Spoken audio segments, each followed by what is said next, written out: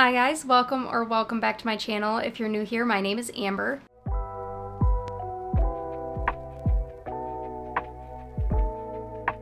Today we're talking about our April wrap up, which I wanted to wait until like the very absolute end of the month until I finish my last book because I know I'm going to finish one more, but I leave for vacation in like 2 days and I want to have time to edit this and my reading for 24 hours video that I'm in the middle of making. So bear with me because one of them I'm not going to have a rating on yet, but editing me probably will, so I'll end up putting that in, but I won't have a lot to say on it. But anyway, so I finished 6 books this month. 3 of them were physical books, 2 of them were Kindle books, and 1 of them was an audiobook. So just going in order of me reading them, I read There Are No Saints by Sophie Lark. This is a dark romance. This one is also on Kindle Unlimited, so I kind of flip-flop back and forth. This one I gave a flat 3 stars, and I didn't love the book. I didn't dislike it. It kept me interested enough that I do want to go into the second one because this is The Sinner's Duet, and so the next one is There Is No Devil. So it kept me interested enough that I do want to go into the next one. It just, there were a lot of moments in this where it just kind of fell flat. There was nothing really interesting going on. It just didn't really feel, I don't know how to describe it. The main male character ends up stalking our main female character, and he's also a serial killer. It was okay. I still want to know like what's gonna happen, but it's not enough to where like I'm dying to get to the next one, but I have heard that the next one's better than this one. So we'll see. 3 stars. The next one was the audiobook that I listened to, and that was Icebreaker by Hannah Grace. This one I also gave 3 stars. Again, I just wasn't really fully into this book. This one's a college hockey romance, and the main female character is a ice skater, and the main male character is a hockey player. And one of the rinks ends up like getting vandalized, so the hockey team and her skating partner end up having to share like the rink time, which is how they end up getting into whatever it is. I don't even fully remember like how their whole thing starts, but again, I just wasn't super into it. This one, I would say if you have any form of like a eating disorder trigger, please be cautious going into this because there is a lot of talk about like food restriction, keeping track of how much she's eating, not wanting to get over a certain weight. Definitely is body shaming in there, and so just be wary going into it that if that's something that you kind of struggle with, this may not be the book for you. But other than that, there was just nothing that really stood out in this story to me. I didn't really care all that much for the main male character, like the love interest. Didn't really care about the whole plot behind it either. I don't know. It was just okay. If you really love hockey romances, I would recommend it because I know a lot of people did give this between like 4 and 5 stars. It's just, I don't read a lot of college romances, and so that may be part of the reason. And it may also be the audiobook. I don't know. Maybe I should have read this. I'm not like huge into audiobooks. I don't typically listen to them, so maybe that's why. It's just not something I'm really fully used to, so it was just a little weird listening to it at times. I don't know. It was good, just not great. Not something I personally clicked with. Then I read Powerful by Lauren Roberts. I did give this 4 stars. I liked this more than Powerless. I did just do a reading vlog, so if you want like a full in-depth my review on it, you can go ahead and watch that one. I'll link it down below. But if you read Powerless, then you know how this is going to end, and let me tell you, it doesn't hurt any less. Okay? I did still cry at the end of this.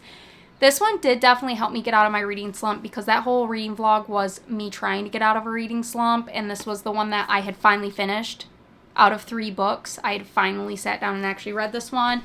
And this one, you're following Adina. So you're following, it pretty much falls in the timeline of Powerless, but you're following Adina's point of view. So you're seeing like what she's doing after Peyton gets taken to the castle, and then Adina's time in the castle too. And I really, really enjoyed this one. I personally didn't really click that much with Powerless lists. I think after I finished it, I kind of got a little bit of like, I wanted to like it as much as other people, and so I gave it a 4-star, but I did end up changing that and I dropped it down to a 3.5 stars, but I liked this one more. I was able to sit down and binge this in like 2.5 days, which after having a reading slump was shocking to me because even this one took me like 8 or 9 days to finish. And it's not a long book at all. And then I sat down and I read this one in I think like 2 or 2.5 days. I did like that one. Next up, the one that got me fully out of my reading slump. I read A Fate Inked in Blood by Danielle L. Jensen.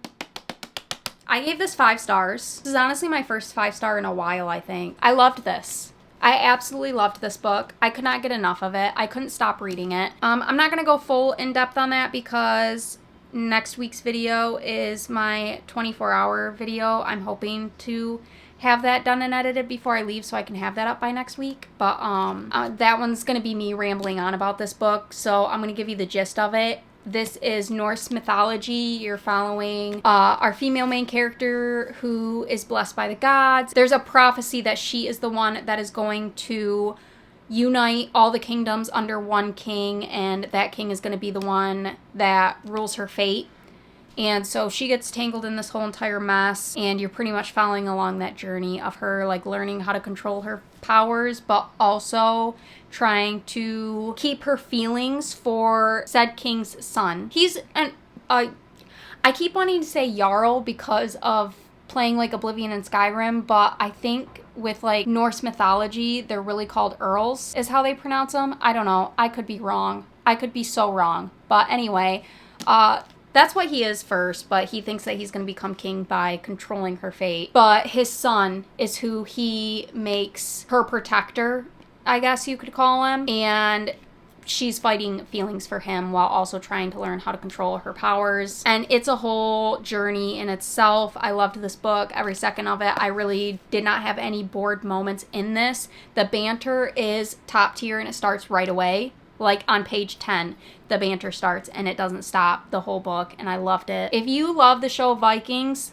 this is for you 100% because it's like one of my favorite TV shows, and this reminds me so much of it. I love it. Even if you don't have like a big background on Norse mythology, I feel like this is a really good kind of like introduction into it too, because the book does a good job at explaining like the powers of the gods that are being talked about. So I mean, if you wanted to, you could kind of have like a cheat sheet next to you, or just like look it up on all the gods with like their powers, and you don't like understand it more. But this one does a good job at explaining the ones that it's talking about, so you don't really feel lost. Also, this book is really good at making you feel immersed in the world without having like a super elaborate world building. So overall, just everything about this book I really enjoyed. I had such a fun time. Then I read Don't Let Me Fall by Kelsey Ray on my Kindle, and this one I gave 3 stars. It's okay, it's not great. Again, another college romance with like a very subtle hint of hockey that's not really like a huge part of it. But some of the tropes in here I just wasn't a huge fan of, and I don't want to say them because I don't want to ruin anything about the book. But this is part of like a series in a way. It's again one of those ones where it's like a series intertwined, but each one focuses on a different couple. I liked the main male character, like the love interest. I liked him. The main character, I didn't really care for her all that much. She's very like oblivious as to like everything going around her. It just didn't really stick with me. I couldn't really tell you much of what happened in the book. I had a hard time finishing it, but I just wanted to finish it just to finish it. Kind of wish I wouldn't have. It was alright. I gave it 3 stars because if that's something that you're looking for, I might recommend it, because there was nothing like overly that I was like, that's bad. I'd still recommend it. I'm just not going to go out of my way to recommend it, if that makes sense. The one that I'm in middle of reading right now is A Fallen Sword by Caven Herney. I don't know if you can really see the cover because it is a dark cover. I'm currently reading this one. I know that I'll finish it before the end of the month because I still have 8 hours left on my timer for the 24-hour readathon. And this one says that it's only going to take me like 6.5 hours to finish it. So I'm definitely going to finish it before the month is over. But I don't have a rating for it yet. But editing me will, so I'll put that here. So far, I'm really enjoying it. I am only like 30 pages in. Let me look up the synopsis on that because genuinely, like, I don't know. So this is part of the Wolf and Viper series. There's not really a synopsis to this, and I really don't know how to describe it. The synopsis is just a guild of criminals, a guild of heroes, one holy weapon, a book made entirely by rolling the dice, which I follow Caven on both TikTok and Instagram. That is how I first found her books, is from that. She writes the A Forbidden Fate series. There's 2 of those out so far. That one I really enjoyed. I think I gave the first one 5 stars and the second one 4 stars, or it's vice versa. But both of them I really enjoyed, and I can't wait for the third one to come out. But this one it's loosely based off Dungeons and Dragons, I believe it was. This feels like I'm reading Baldur's Gate, like not to a T. How do I word this? Like, I don't know how to word this without... If you like playing Baldur's Gate, this is for you because it's like that. The whole book was literally wrote. If you follow her on there, you'll know, but she had like a whole entire thing where every day that she was writing, she was rolling the dice to determine what was going to happen in the book. So when she says a book made entirely by rolling the dice, that's literal. Like, I'm pretty sure if you go on her Instagram, there's like on the highlights, there's a section that shows her rolling all the dice for every like point in this book. If you like D&D or Baldur's Gate, here you go. I'm really enjoying it so far. I'm having a lot of fun. Everything is stuff that she's made up though. So it does get a little confusing because you are trying to learn like the different races. It's not super complicated though. I mean, you're not gonna get overly confused on what's going on. I'm following along pretty easily. It's just there's times where I've like tabbed some of the pages so that when I see like that character comes up again, I go back to that page because she like described how they looked. So I'm having like a hard time picturing them when they're actually talking, but other than that, it's easy enough to follow along. So far, I'm having fun, and I have a feeling it's just going to get more chaotic as time goes by, and I'm really looking forward to that. So that one, I know I'm going to finish by the end of the month. Now, we're going on to books that I want to read this month. I don't have any books wrote down for the month of May that are coming out that like I saw and really wanted to read, but I'm sure that there will be. I don't think I'm really going to necessarily come up with a solid TBR. Okay, so I'm not making like a solid May TBR this month. These are some of the ones that I want to get to. Starting off is going to be Funny Story by Emily Henry.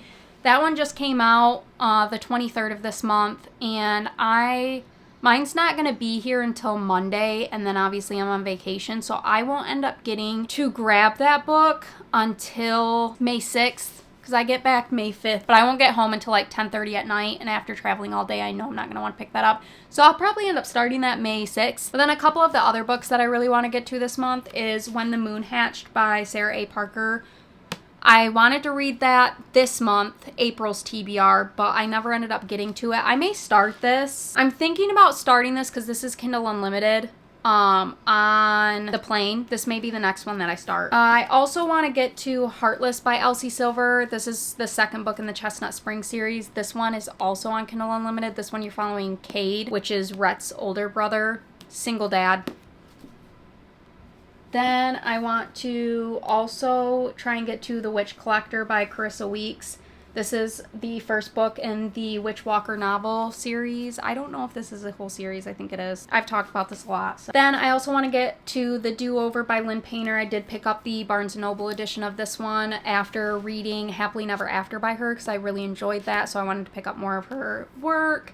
And this one is the one where the main character is like stuck waking up over and over again on Valentine's Day and having to relive her boyfriend breaking up with her on Valentine's Day and her running into a guy named Nick every single day also and trying to figure out how to stop this loop. So that one sounded really interesting, so I do want to get to that one too. And the last one that I want to get to this month is Half a Soul by Olivia Atwater. This is the one that's like Bridgerton but with magic and fairies, where the main character gets cursed by a fairy and she no longer is like embarrassed or anything like that, which is a problem because it's in the time kind of like Bridgerton is set, where you're in society and you're trying to find a husband. So she finds herself in a lot of scandal with society, and then she ends up running into another guy, I think his name was Elias, who learns of her curse, and he's like the most hated guy in society, and he ends up dragging her into more fairy drama. So yeah, it sounds interesting. I've seen quite a few pretty good. I haven't seen any like overwhelmingly great reviews on this, but I've seen a lot of good reviews on it. So I do want to get to this one soon because that sounds interesting. So those are the 6 books that I do want to try and get to in May. If there's any releases this month that I'm like completely blanking on that's like fantasy or romance, let me know, because I don't have any wrote down, but I thought that there were. I could be completely wrong. Anyway, that's all I have for you. Thank you guys so much for watching. Make sure to subscribe to stay up to date with all my future videos, because like I said, hopefully by next Saturday, I'll have another 24-hour reading vlog, because I'm almost done with that. I have like 8.5 hours, and today's only Wednesday. So hopefully I can hurry up and finish that between today and tomorrow and Friday, edit it so that it can go up. But anyway, that's enough talking from me. Thank you so much for watching. I hope to see you in the next one. Bye!